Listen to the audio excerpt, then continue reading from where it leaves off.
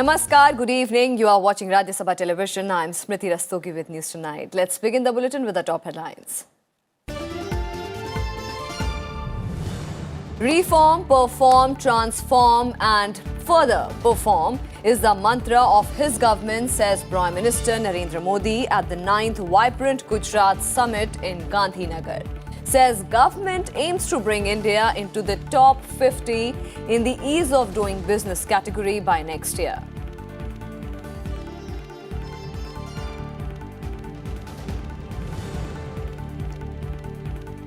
Government takes historic decision to induct women in military police to enhance their representation in the armed forces. Defence Minister Nirmala Sitharaman says induction to be done in a graded manner.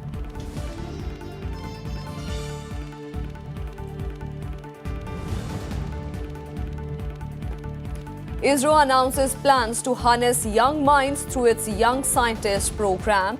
Under the scheme, over 100 students will get practical experience of building satellites. Program to be funded entirely by ISRO.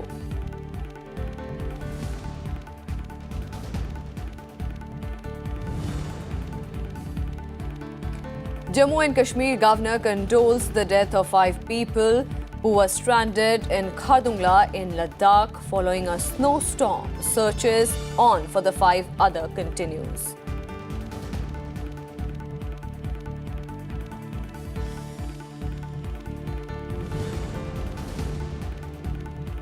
And Team India wins the Melbourne ODI to clinch the 3-match series 2-1. Dhoni and Kedar Jadhav shine with the bat as Yuzvendra Chahal takes 6 wickets in India's first ever bilateral ODI series win in Australia.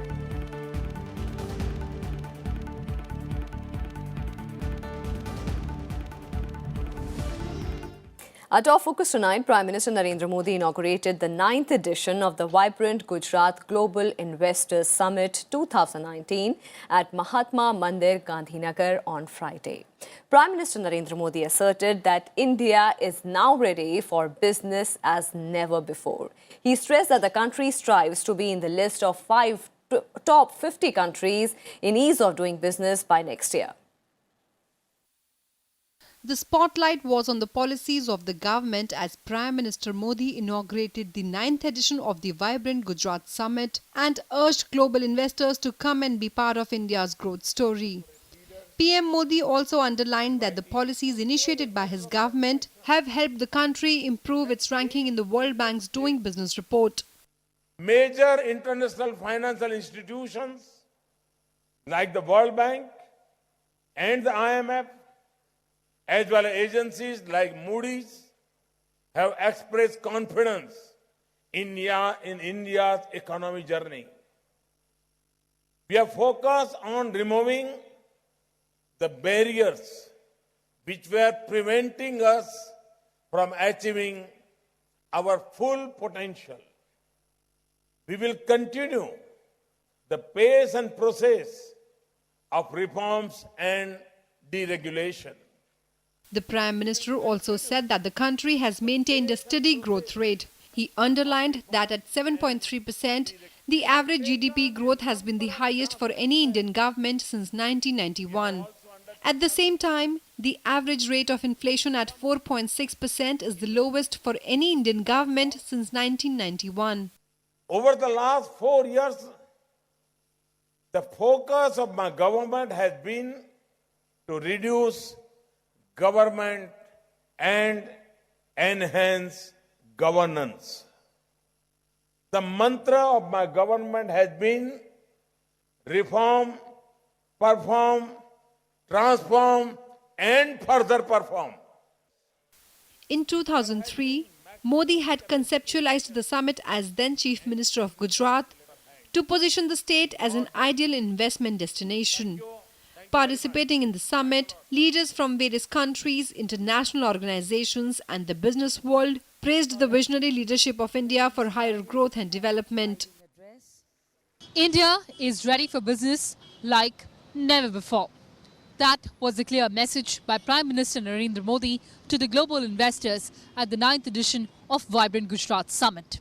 he assured the investors that the momentum of reforms would continue and that he would focus on reducing government and enhancing governance. Reporting from Gandhinagar with camera person Junaid Iqbal Khan, I'm Kriti Mishra for Rajya Sabha Television. And within hours of its launch, Vibrant Gujarat Summit saw commitment worth thousands of crores from industrialists. Investment will be made in a clutch of projects across sectors to boost trade and to unleash job opportunities. Here are the details. Mukesh Ambani has committed to invest 3 lakh crore rupees in various projects in the next 10 years in Gujarat. The projects may range from energy and petrochemicals to new technology and digital business. We have so far invested nearly 3 lakh crores in the state of Gujarat and created and catalyzed over 1 million livelihood opportunities in Gujarat. In comparison to the past decades, Reliance will double this investment and employment numbers over the next 10 years.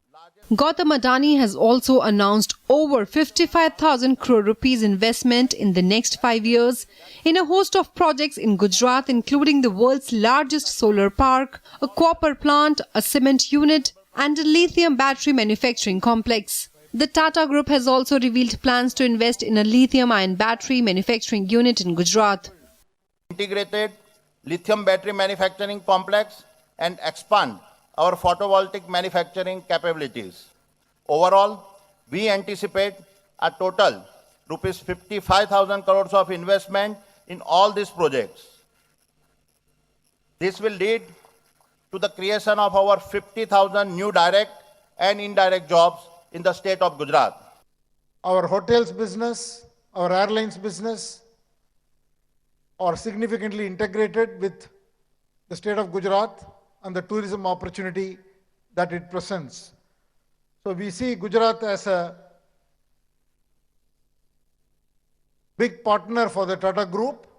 Japanese automaker Suzuki Motor Corporation said it will commission its third plant in the country in Gujarat by 2020 and will aggressively introduce new hybrid vehicles in India with technical support from Toyota. First vehicle assembly plant of Suzuki Motor Gujarat was inaugurated in September 2017. The second plant will start shortly. We plan to commission the third assembly plant in 2020. The Gujarat government had invited proposals in 3 different categories: investment intentions, the intention for strategic partnership, and startups. Plethora of bilaterals, conferences, business to government meetings lined up. The Gujarat government expects more than 30,000 MOUs to be signed during the 3-day Vibrant Gujarat Summit, leading to huge influx of investment and creation of unprecedented job opportunities. Reporting from Gandhinagar with camera person Junaid Iqbal Khan, I'm Kriti Mishra for Rajya Sabha Television. And for further details on this, we'll go across to our correspondent Kriti Mishra, who's joining us over phone line. Kriti, today was the first day of the 3-day Vibrant Gujarat Summit. Prime Minister Narendra Modi addressed the inaugural function. What were the big takeaways today? Well, Smriti, the biggest takeaway for most of us was Prime Minister's assertion that India is poised to be among the top 50 countries of the world when it comes to ease of doing business by the year 2020. He also assured existing and prospective investors of efforts being made to improve the investment climate, referring to the push of digital transactions, processes, the policy changes like goods and services tax reforms. PM also said that India means business and that government here is absolutely serious of ensuring that all the facilities are provided to the investors. In fact, Reliance has invested 3 lakh crore in Gujarat, and it has committed that it will double this investment and employment numbers over the next 10 years. The Adani Group is aiming to invest around 55,000 crore. The Suzuki Motors will continue to introduce cutting-edge technologies in India along with the Make in India concept and contribute to sustainable mobility. Aditya Birla Group Chairman Kumar Mangalam also promised an investment of around 15,000 crore in Gujarat in various sectors. And in fact, Rosneft, which is the world's largest publicly traded oil and gas company and which also holds majority stake in Nayara Energy that runs a 20 million ton per annum refinery at Jamnagar is looking to invest around $850 million for expansion in Gujarat. So certainly, 3-day vibrant Gujarat summit is expected. It is expected that at the conclusion, around 30,000 MOUs would be signed for investment, and of course, that would lead to, as we've said, unprecedented job opportunities. Kriti? Thank you so much, Kriti, for joining us and giving us all those details on the 9th edition of the Vibrant Gujarat Global Investors Summit 2019, which has started in Gujarat. And there, Kriti Mishra, our correspondent, getting us all the inputs from Gandhinagar. Moving on to some more developments, the central government has made a historic decision to enhance the representation of women in the armed forces. Defence Minister Nirmala Sitharaman said that government has decided to induct women in the military police. In a tweet, the Defence Minister said that the women will be inducted in a graded manner to eventually comprise 20% of the total corps of military police. Their role would range from probing rape and molestation cases to assisting the army wherever required. The role of the military police includes policing cantonments and army establishments, preventing breach of rules and regulations by soldiers, maintaining movement of soldiers, handling prisoners of war, and extending aid to civil police whenever required. Currently, women work in medical, legal, educational, signals and engineering wings of the army.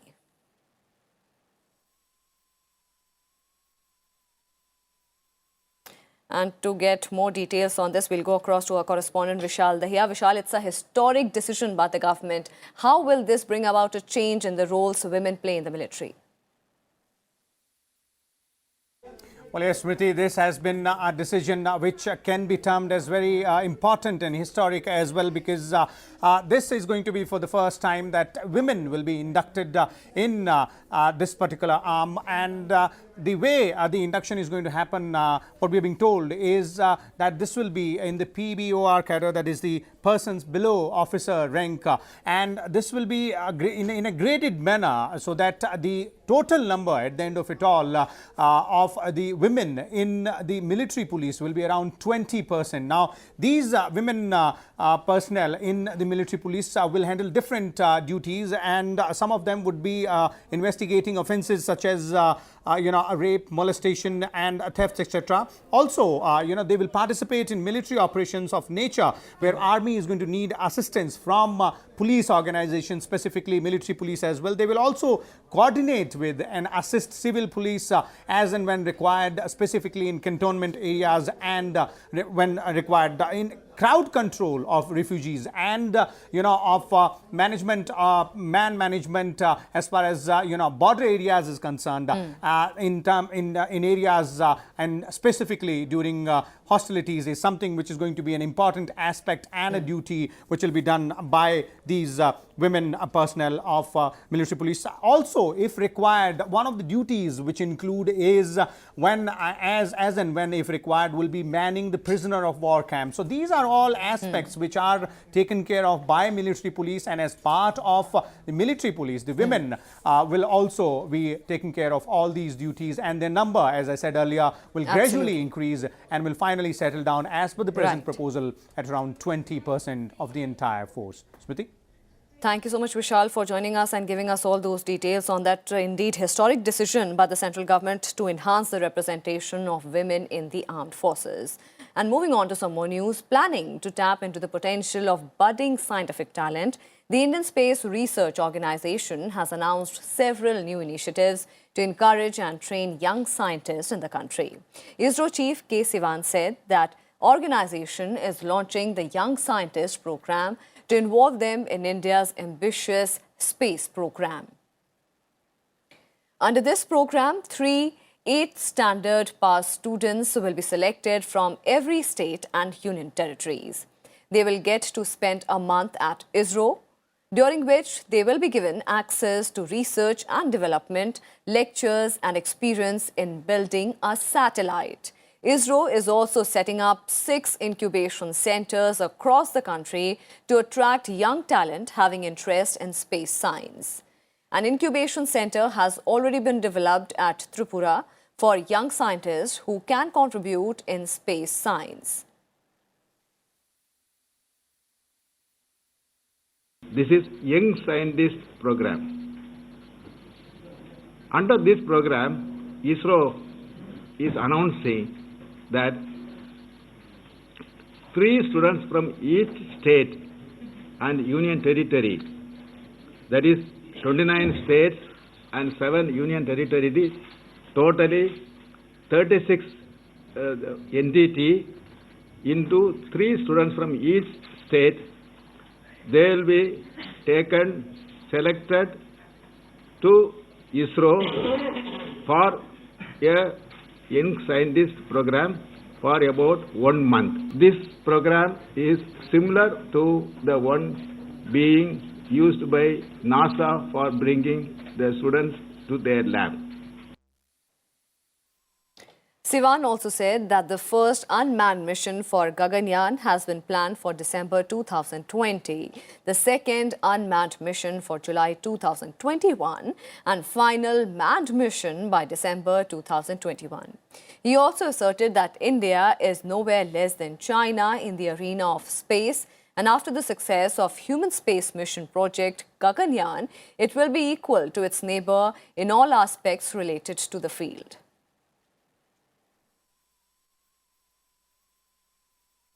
From TMC's United Opposition rally scheduled for Saturday in Kolkata to meetings between leaders of several regional parties, there is hectic political activity in the opposition camp. Let's take a look at the buzz over alliance talks and joint rallies by the opposition parties.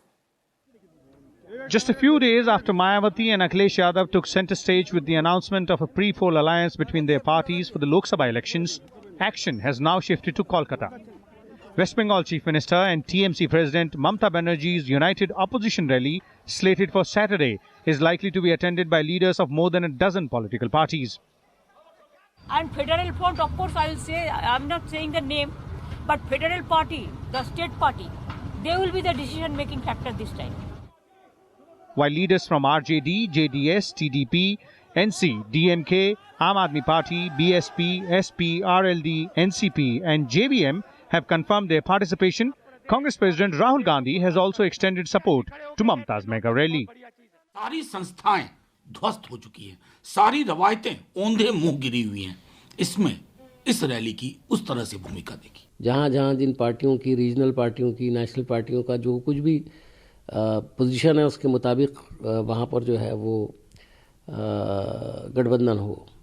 और इस गठबंधन की एक प्रक्रिया है जिसके अंदर Congress party के भी 2 बड़े नेता जो हैं उसमें शरीक होंगे। पार्टी के अध्यक्ष पूर्व प्रधानमंत्री देवेगौड़ा जी और कर्नाटक के मुख्यमंत्री श्री HD कुमार स्वामी और मैं खुद, हम तीनों लोग पार्टी की तरफ से ममता बनर्जी जी द्वारा बुलाई गई रैली में सम्मिलित होंगे। The ruling party BJP has however termed Mamata's rally a summit of contradictions. जो फ्रंट की बात हो रही है, क्या ये यूनाइटेड इंडिया है या डिवाइडेड इंडिया की तैयारी है? और उन्होंने कहा एक समिट कर रहे हैं, तो समिट की बात हम लोग सुनते हैं, लेकिन क्या ये समिट ऑफ कॉन्ट्राडिक्शंस है, विरोधाभास है? क्या ये समिट ऑफ कॉन्फ्लिक्ट है? इन सवालों का उत्तर इस कॉन्क्लेव में पूछना चाहिए। Amidst all the buzz around the mega rally, the dissent within the opposition camp has also come to the fore. While the Communist Party of India Marxist, along with the other left parties, has decided to give the rally a miss, Aam Aadmi Party also made an announcement on Friday, ruling out any alliance with the Congress. Vishal Dahiya, Rajya Sabha TV. Congress will issue notices to 4 MLAs seeking explanation from them for their absence at the Congress Legislature Party meeting in Bengaluru on Friday. Briefing media after the meeting, CLP leader Siddaramaiah said after receiving the replies from the absentee lawmakers, the issue would be discussed with the party high command and state leaders before deciding on the next step. 4 dissidents skipped the CLP meeting that was called as a show of strength in a counter to an alleged bid by the BJP to topple the coalition government in Karnataka. They have taken to Delhi, and our people are going to discuss the parliament candidates and DOT and other issues, because Yeah, all MLA, if they start speaking here only, it is not nice. It is better to take them out and listen to them hours together so that we'll settle parliament candidates, seats, and also drought and other issues will also peacefully discuss. And some more developments. Justices Dinesh Maheshwari and Sanjeev Khanna were sworn in as the Supreme Court judges on Friday. They were administered oath by the Chief Justice of India, Ranjan Gogoi. While Justice Maheshwari was the Chief Justice of the Karnataka High Court, Justice Khanna was a judge in the Delhi High Court. With the swearing-in of Justices Maheshwari and Khanna, the strength of judges in the Apex Court has now gone up to 28. The sanctioned strength of judges in the top court is 31.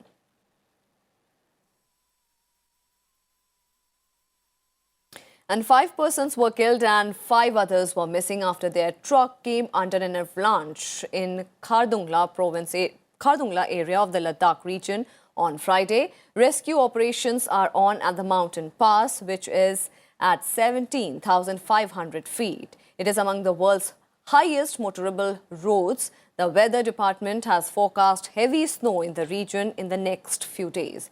Jammu and Kashmir Governor Satyapal Malik expressed grief over the loss of lives. Malik has announced an ex gratia of 5 lakh rupees for the next of the kin of those killed in the avalanche. The 2-day sensitization workshop on sexual harassment against women at workplace organized by the Rajya Sabha concluded on Friday. Addressing the workshop, Rajya Sabha Secretary PPK Ramacharlu said that despite strict laws related to sexual harassment against women, the current data shows that there is a need for improvement at the ground level. He also mentioned a study conducted by the International Monetary Fund that shows that if there is equal participation at the work by both genders, then India's GDP can expand up to 27%. Addressing the workshop, National Human Rights Commission member and Supreme Court advocate Jyotika Kalra apprised the officials and staff of the Secretariat about all the issues under the Prevention of Harassment Act 2013. A large number of officers and employees of Rajya Sabha Secretariat and Rajya Sabha Television joined in the workshop. It is the first of its kind workshop since the Sexual Harassment of Women at Workplace Prevention, Prohibition and Redressal Act 2013 came into force.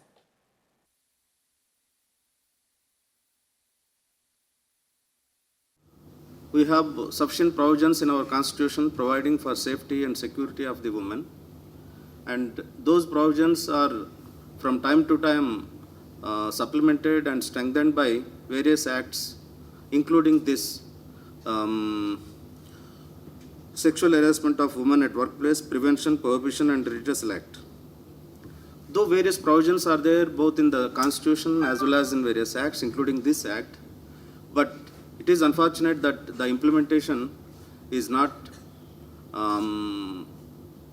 progressing very well. In fact, recently in one of the replies given to a question in the Rajya Sabha, the minister had admitted that in 2016, more than 7,000 cases were registered, and those cases included sexual harassment at workplace. It's not only penal consequences, it's only when a woman dies or she's been beaten that law's protection is beaten mercilessly. There's a law included economic violence, emotional violence, physical violence. Like if even your salary, if the salary of a woman is being taken by the in-laws or the husband, that is also treated as part of the domestic violence. Emotional violence, if a woman is being abused in names and if he is not able to bear a son, kind of a things. So that we reached to that level that women started identifying and asserting that in the house that I have every right to live with dignity. Not that I should not be insulted, but I have the right to live with dignity, to take my own decision. And sports news now. Mahendra Singh Dhoni struck an unbeaten 87 to guide India to a historic ODI bilateral series win against Australia. India beat the host by 7 wickets in the decisive third match in Melbourne on Friday. Dhoni and Kedar Jadhav, who made 61, shared an unbeaten 121-run stand for fourth wicket. India overhauled the tricky 231-run target on a slow wicket with 4 balls to spare. India made 234 runs. Captain Virat Kohli scored 46, while Shikhar Dhawan contributed 23 runs and Rohit Sharma 9. Dhoni was declared man of the series and Chahal man of the match. Before this, India had become first team from the subcontinent to win a test series. It is the first time India remained unbeaten on Australian soil in all 3 formats, and Captain Kohli said it augurs well for the upcoming World Cup.